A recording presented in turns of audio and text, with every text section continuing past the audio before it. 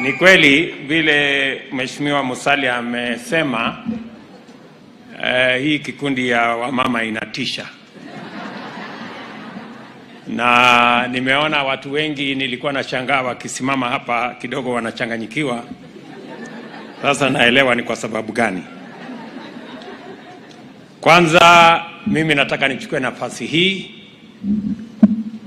nimpongeze Mama Rachel kwa ile kazi amefanya na kina mama wa taifa letu la Kenya. Nataka niwapongeze pia kina mama wa taifa letu la Kenya. Nyinyi kina mama wetu wa Kenya ndio mashujaa wa taifa letu la Kenya.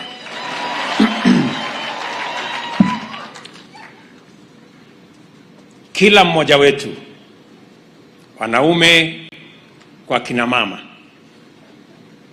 amezaliwa na mama. Hakuna mtu amezaliwa na mwanaume.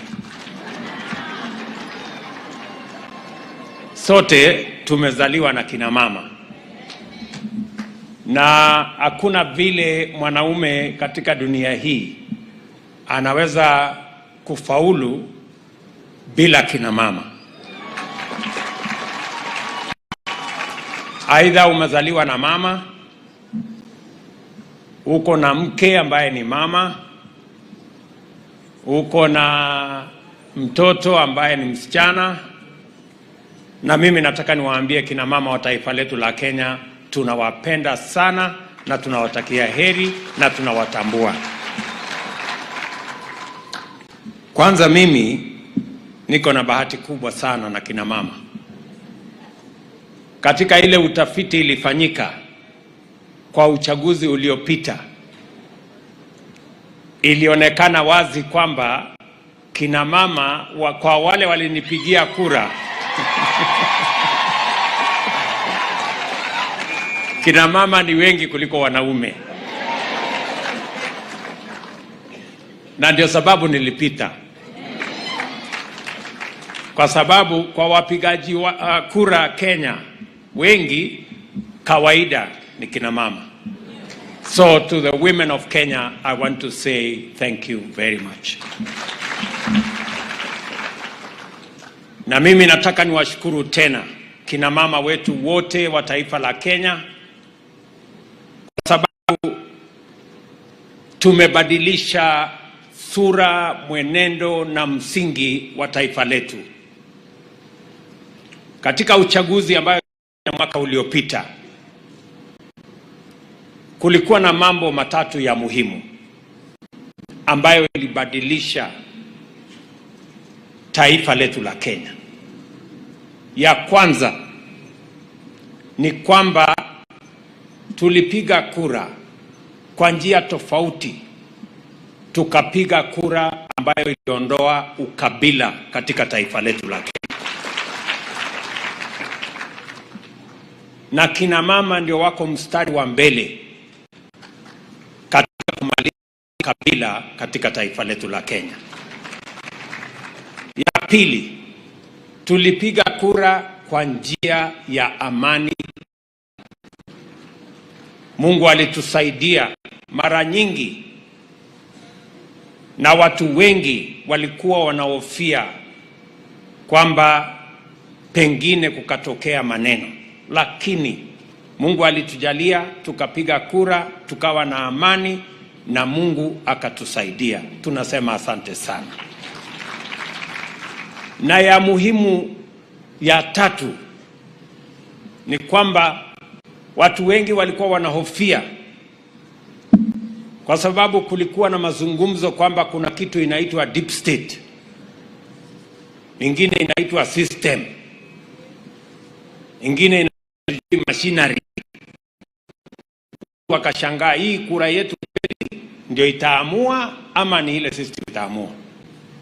Mungu ni nani jameni? Kura ya mama mboga na bodaboda ndio iliamua, sio system na hiyo ingine. So tunamshukuru Mungu sana kwamba uchaguzi wa taifa letu la Kenya uliamuliwa vile Mungu na wananchi wa Kenya walivyotaka. Na mimi nataka niwashukuru ninyi nyote Viongozi wengi wamesimama hapa, sio kutoka chama kimoja. Sisi wote tumechaguliwa na vyama tofauti tofauti, na ni mapenzi ya Mungu iwe hivyo.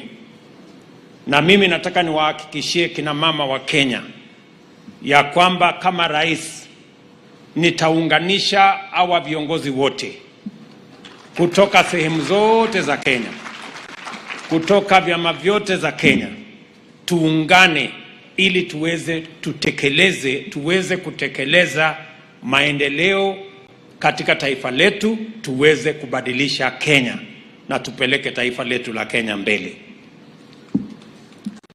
And that is why it gives me great pleasure this morning, and I am immensely delighted to join you at this wonderful event, the 14th anniversary of the Joyful Women Organization is a magnificent milestone on a remarkable journey of continuous achievement by Kenyan women of all walks of life, and especially the majority at the grassroots. I have been fortunate to have the honor to observe the growth of the Joyful Women Organization from very close quarters since its founding all those years ago. I have seen the struggles of its founder in the early days of hard work and very slow progress. Mama Rachel went many places in Kenya. She slept many nights away from us.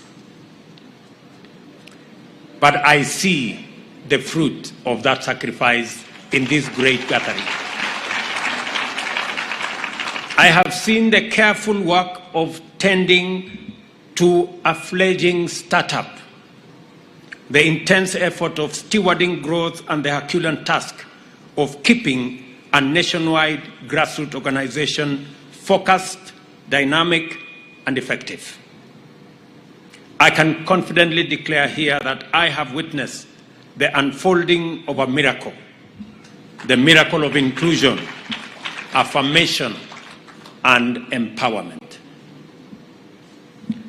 One does not need to be a radical feminist to recognize that wealth and poverty, as well as empowerment and vulnerability, have a fundamental gender dimension to them. Although women form half of the world's population, they earn less, they own less, they do more, and work longer than men, regardless of whether they are in the developed or less developed countries. However, there is no doubt that women in the powerful industrial economies have it much better than their counterparts in our developing economies. Even so, it is a fact beyond all controversy that wherever there is failure at the public or social level, women are bound to be the hardest hit. Thus,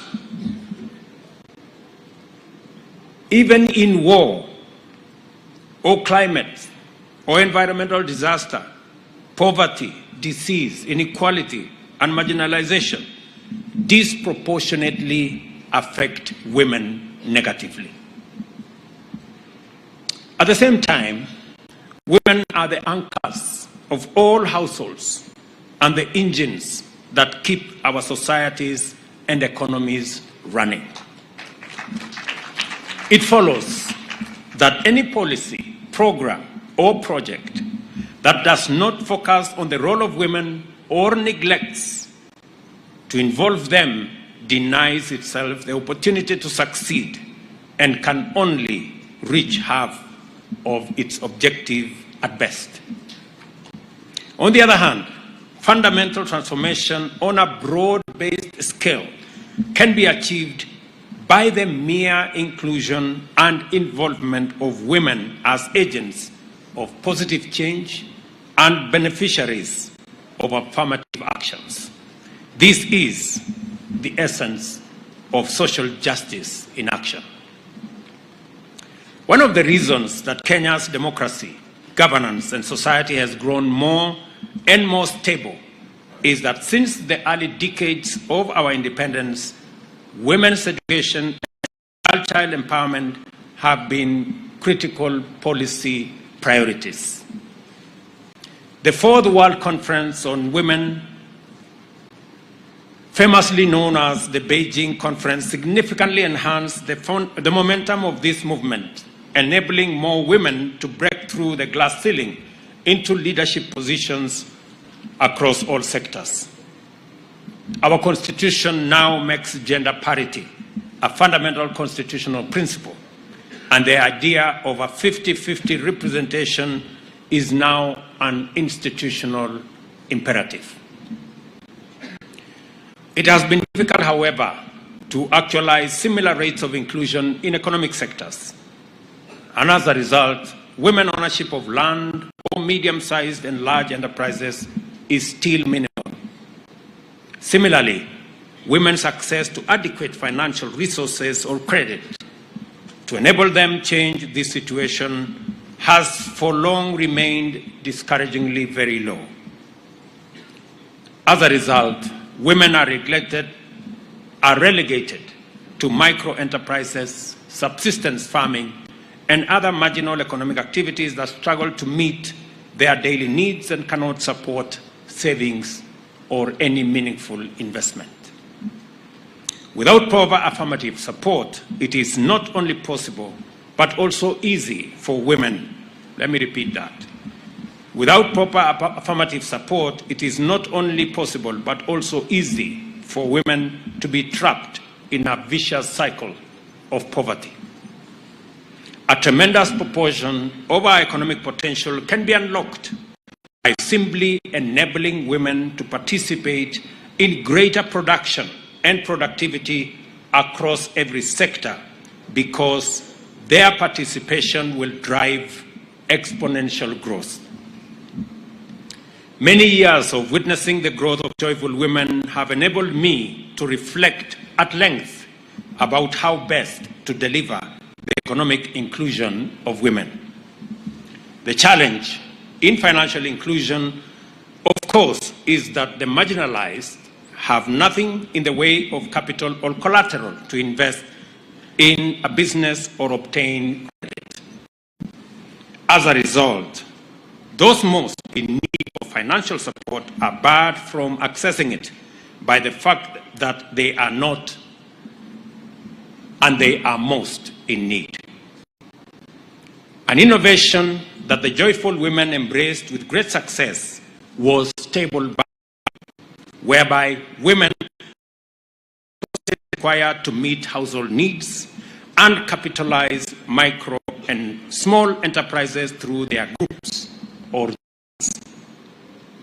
Members of the Chama could also act as guarantors of small loans, enabling credit institutions to dispense altogether with the requirement of collateral. The table banking model has been repurposed to facilitate the empowerment of hustlers or the micro and small and medium enterprises through the Financial Inclusion Fund or the Hustler Fund. This fund is enabling us to support the financial inclusion of marginalized and vulnerable groups, including the youth and women at the bottom of the socio-economic structure.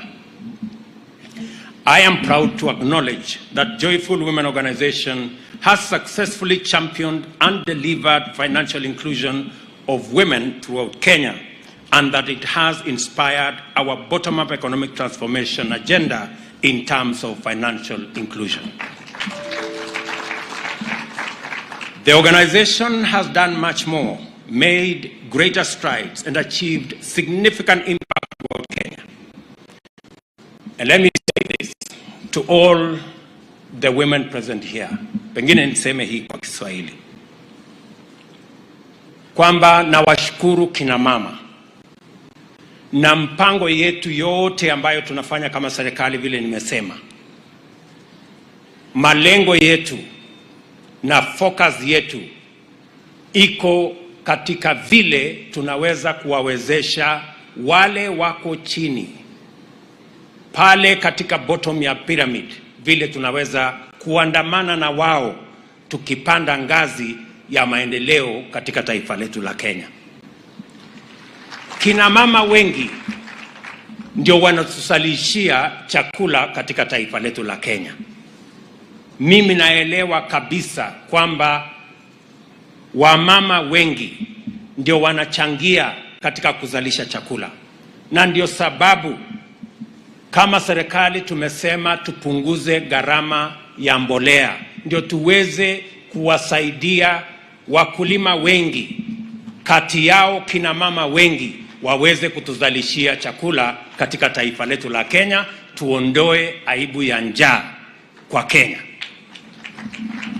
Mimi nataka niwahakikishie kina mama na wakulima wote wa Kenya ya kwamba vile tumefanya mwaka huu na hata mwaka ujao, hiyo mbolea tutapunguza ifike hiyo shilingi 2,500, na safari hii tutahakikisha imefika katika kila kijiji, ndio wale wanatusaidia kuzalisha chakula waweze kufikia mbolea mahali karibu.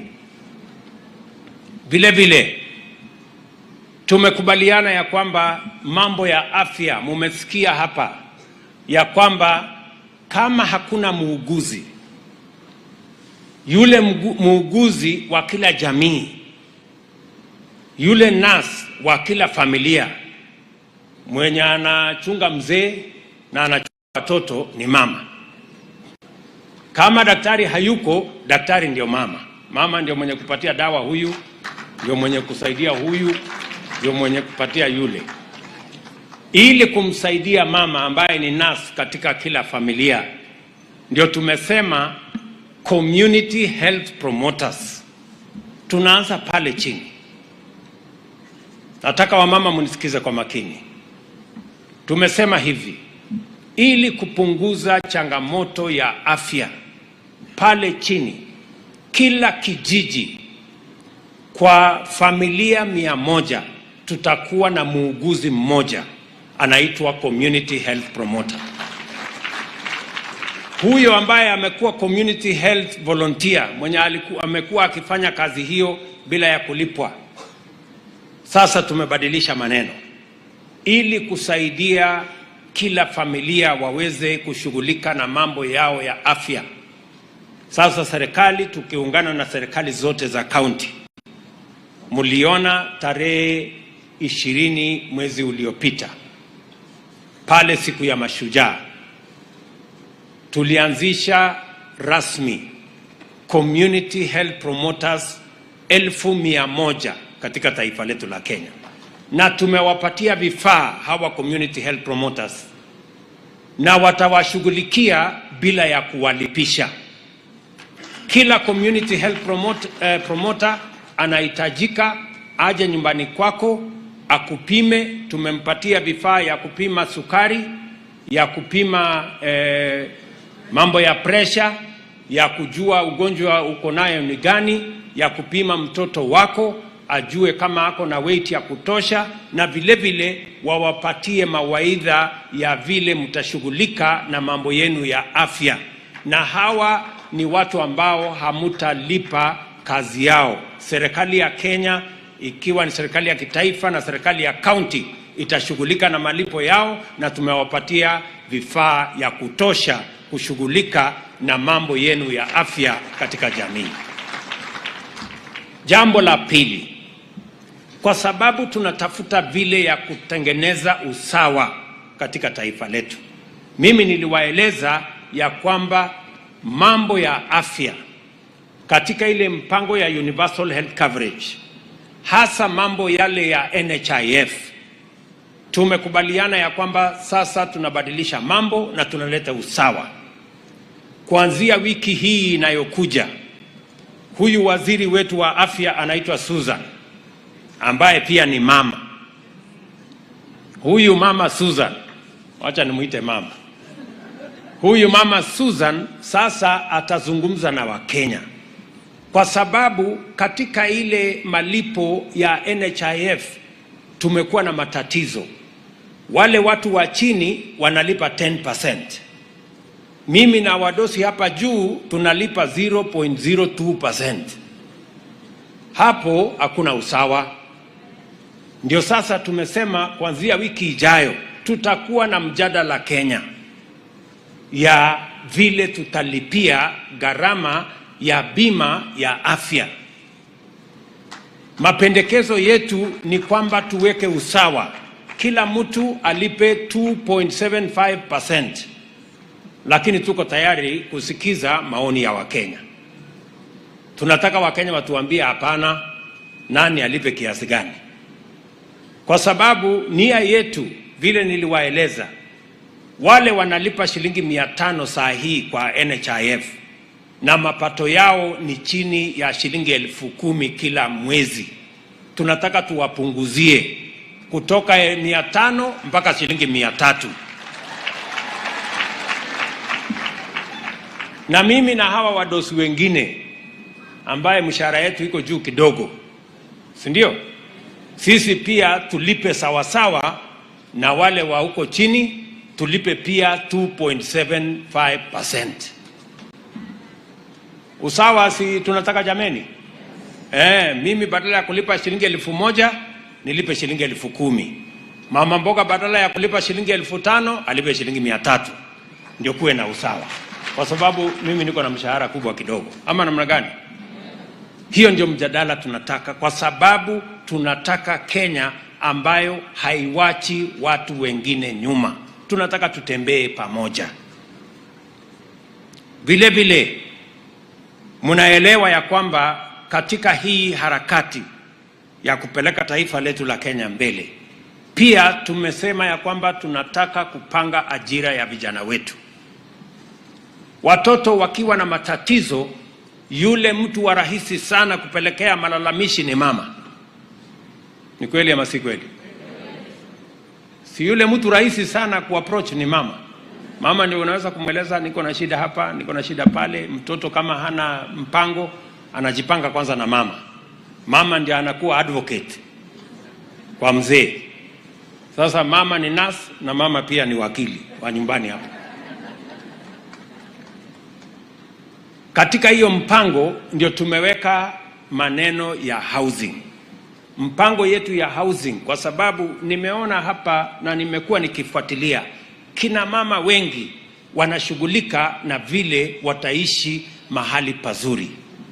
Kama nyumbani ni nyumba ambayo sio nyumba mzuri, ni mama ndiye anajali, ndiye anashughulika kusema ya kwamba tutapata nyumba mzuri kwa njia gani. Na ndio tumeweka sasa mpango ya housing. Hiyo mpango ambayo mmeambiwa hapa, wewe ukiwa ni mama, hiyo mpango ya housing tumeweka ili kila Mkenya aweze kufikia nyumba anunue. Wacha niwapatie maneno kidogo na nataka mnielewe vizuri. Pale sasa tumesema kama serikali tunataka kuwe na nyumba ambaye mtu anaweza kulipa shilingi 3,000 kila mwezi, na baada ya miaka 20 na baada ya miaka 15 ama 20 hiyo nyumba iwe nyumba yake. So mimi nataka niwaeleze, watu wengi wanalipa. Ngojea kidogo, to relax. Kuna watu watashughulika na hiyo maneno sawa sawa. Asante sana. Kuna moshi mahali fulani pale, lakini sasa imetulia. Sawa sawa. Kina mama hoye. Kina mama hoye. Joy wa hoye. Aya, tuketi chini, to relax. So pale kwa nyumba, nataka mnisikize kwa makini. Tumesema ya kwamba kwa wale wananchi wako na mapato ya chini, sasa tutakuwa na mortgage ama malipo Pale kwa bank kwa saizi unalipa 18%. Lakini kama serikali kutumia ile housing fund, sasa tutapunguza kutoka 18% mpaka 3% kwa yule mwananchi wa kawaida. Na kwa mwananchi wa kadiri ama kiasi hapo katikati, tumesema mortgage yao itatoka 18% mpaka 6% kupitia kwa hazina ya housing fund. Ndio ile bidii kina mama wengi Kenya wanafanya kupata nyumba waweze kufikia ile intention yao. Na mwisho, kwa sababu huu ni mkutano wa kina mama, tumekubaliana vile vile kama serikali ya kwamba wale wanaofanya kazi sokoni wengi ni kina mama. Umesikia vile gavana wa Nairobi amesema. Ni kweli ama si kweli? Sasa tumekubaliana ya kwamba, na nimeweka pesa tayari, karibu shilingi bilioni 30 ya kujenga soko 400 mpya Kenya. Kwa sababu tulikubaliana na kina mama, tunataka biashara ya kila mtu ifanyike mahali kuna heshima, mahali kuna maji, mahali kuna stima, mahali kuna usafi na mahali kuna dignity. Hizo masoko 400 tayari tumeyatangaza, na tungependa hiyo biashara iendelee. Mahali kuna stima unaweza kuendelea na biashara yako mpaka saa 3, saa 4, saa 5 bila ya kujali utarudi nyumbani namna gani. Na vile vile nataka niwatangazie sasa kina mama wa Joiwo. Muko? Kina mama wa Joiwo muko? Kina mama wa Joiwo hai? Naona mko kweli. Sasa kwa sababu Joiwo ni a financial inclusion model, nimeambia wizara na PS wangu Susan Mangeni yuko hapa. Huyo msichana, mnaona ni msichana mdogo, lakini ni huyo ni permanent principal secretary wa serikali. Na amesoma kweli kweli. Anatoka kule Busia. So tumekubaliana na wao ya kwamba kwa sababu mnafanya sasa biashara na hamuna uwezo wa kuweka katika digital platform, teknolojia kati yenu iko chini kidogo. Sasa tutatumia pesa ya serikali kusaidia vikundi zenu ili tuwaweke katika digital platform. Na sio nyinyi peke yenu, wale kina mama wote wanaofanya kazi sokoni, wale vijana wote na wako na vikundi. Si tuko na vikundi nyingi pale sokoni? Pia tuko na vikundi nyingi ya watu wa bodaboda, pamoja na vikundi sasa zenu ya Joiwo. Nyinyi wote kuanzia Januari tunawapanga katika mtandao ya dijitali. Jambo la pili, ile pesa tumeweka ya serikali, pesa ya Hustler Fund na pesa ya Women Enterprise Fund, katika ile kikundi yenu sasa haitakuwa ni ile pesa yenu peke yake mmesave. Sasa tutawapatia pesa ya Women Enterprise Fund na tutawapatia pesa ya Hustler Fund. Kama nyinyi tayari mmeweka akiba shilingi 1,100, tutaongezea 1,100 ingine.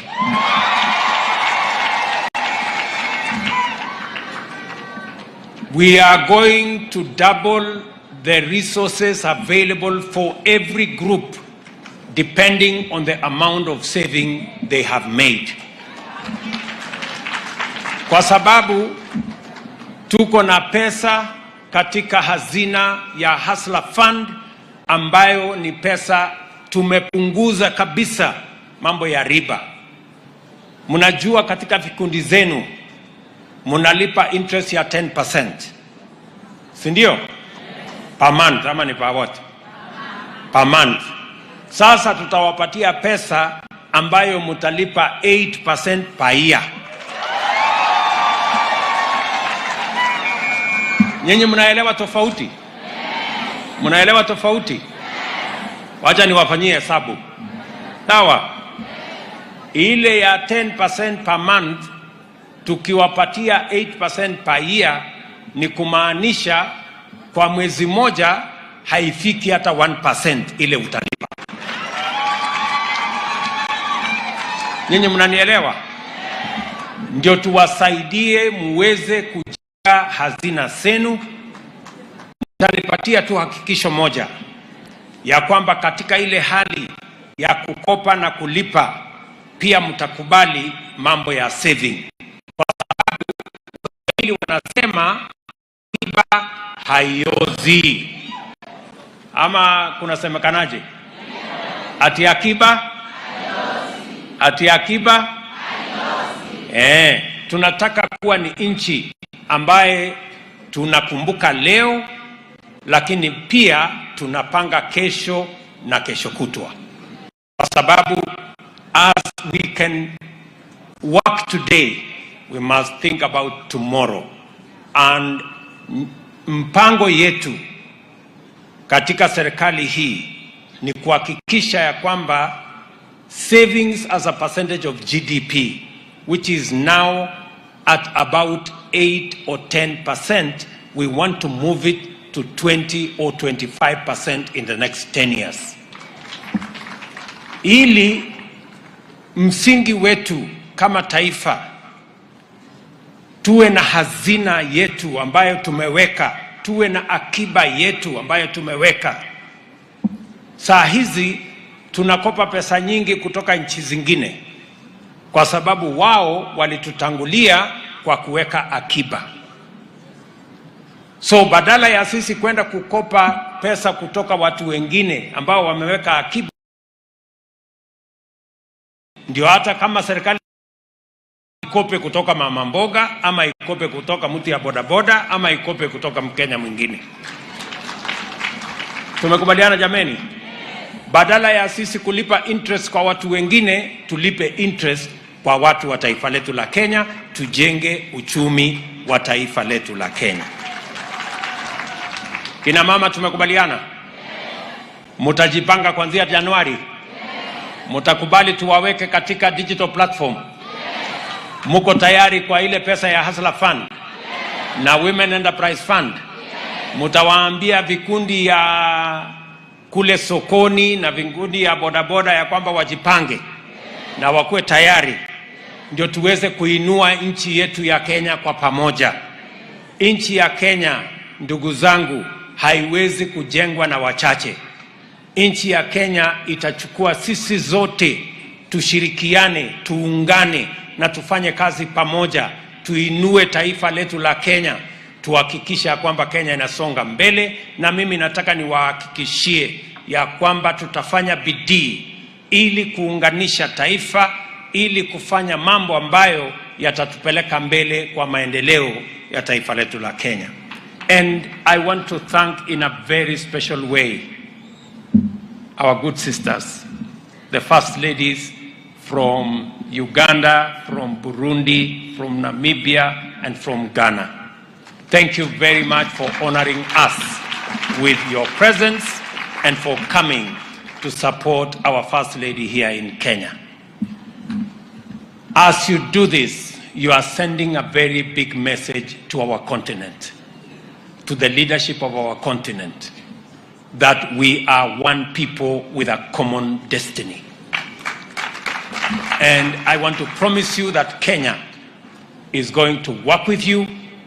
Kenya is going to be front and center in making sure that Africa becomes integrated, so that our fortunes can be intertwined with the progress of every part of our country. This morning, we've come from a meeting of stock exchange of the whole continent here in Nairobi. They are having a conversation about integration. This afternoon, we will be going to Arusha to discuss the integration of East African community. This meeting, your presence, First Ladies, confirms that integration is the future of all our countries. We don't take it for granted that you have come to honor us with your presence. When you go back home, pelekeni salamu zetu. Take our greetings of love and unity to your countries. Take our greetings, my personal greetings, and that of the government and people of Kenya to your husbands, the heads of state of your countries, and to your people, and tell them Kenya sends them very warm, fraternal greetings, and that the future is in the unity of our continent. Nataka niseme asante sana. Tunamshukuru Mungu ametupatia mvua. Tuko na changamoto kidogo katika sehemu tofauti tofauti. Tutahakikisha kwamba tunatumana chakula mahali kuna mafuriko, tutatumana usaidizi mahali kuna changamoto, na serikali nzima tumeipanga na tumeimobilize. Mawaziri watakuwa sehemu mbalimbali kuhakikisha kwamba hatupotezi maisha ya Wakenya, kwa sababu ile baraka tumepata ya mvua ni ya kuzalisha chakula, na tunataka tusonge mbele tukiwa pamoja. So asanteni sana, nimefurahi sana kuwa kati yenu. Mjue nawapenda sana na nawatakia baraka ya Mungu. Thank you very much and God bless you.